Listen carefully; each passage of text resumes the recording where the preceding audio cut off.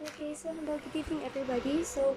This is for the contemporary world subject. So, this is the chapter 3.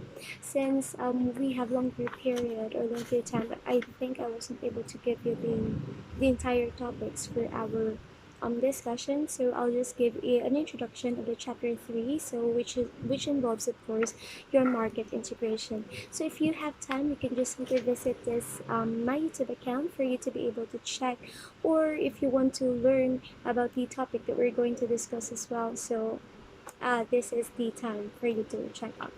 So we have market integration. So I also have here my reference for the contemporary world. So just in case, you may just simply send me a message so that I can possibly take a picture, or I can give you.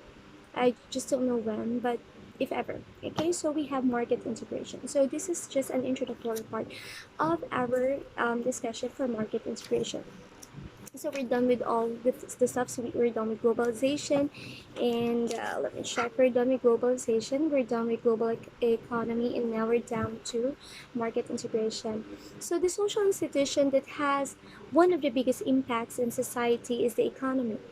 So you might think of the economy in terms of number of those people who are employed, numbers, I mean, of those who are unemployed, the GDP or the gross domestic product, or whatever the stock market is doing today.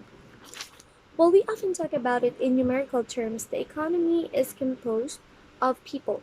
It is a social institution that organizes all the production, consumption, and trade of goods in the society. There are many ways in which products can be made, can be exchanged, and used. Think about like capitalism or socialism. These economic systems and the economic revolutions that created them shape the way people live their lives. So economic systems vary from one society to another. But in any given economy, production typically splits into three sectors. So we have three sectors for the economy. So these are your primary sector, we have the secondary sector, and the tertiary sector. So let's discuss one by one what are these sectors. So the first is the primary sector. The primary sector extracts raw materials from natural environments. So the best example of your primary sector would be, of course, our farmers and or miners. They actually fit in the primary sector because they extract raw materials from our natural resources. Now, for the secondary sector gains the raw materials and transforms them into manufactured goods. So this means, for example, that someone from the primary sector extracts oil, let's say for example, from the earth, then someone from the secondary refines that petroleum to gasoline. So that's what we call your secondary factor, or those who manufacture or those who transform these raw materials into a certain product. So we have, let's say for example, the oil.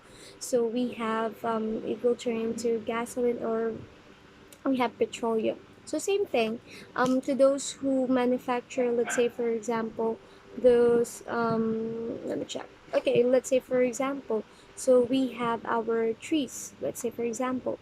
So these are of course raw materials. So with this, from our materials from our environment, the let's say the carpenters and those people who manufacture, let's say the furniture. Okay, so these are what we call your secondary sector. So the tertiary sector involves services rather than goods. It offers services by doing things rather than making things. So they're more focusing on the service. Thus, economic system is more complicated, or at least more sophisticated than the way things used to be for much of the human history. So again, we have three sectors. So we have primary, the secondary, and the tertiary. Primary would be your the one, or the one who extracts the raw materials. Then the secondary sector would be the one who manufactures these raw materials, and the tertiary sector, this involves only what we call your service rather than goods. So this chapter will show the contribution of different financial and economic institutions that facilitated the growth of the global economy. This history of the global market will be discussed by looking at different economic revolutions the growth and dynamics of multinational corporations that are emerging in today's world economy will also be examined. So our next topic under your market integration would be the international financial institutions. Okay, so I think I'll just have another video for this. So thank you so much. So you can just simply send me a message if you have any confusion. So that will be the introductory part of our market integration. So thank you so much again and keep safe. Bye bye.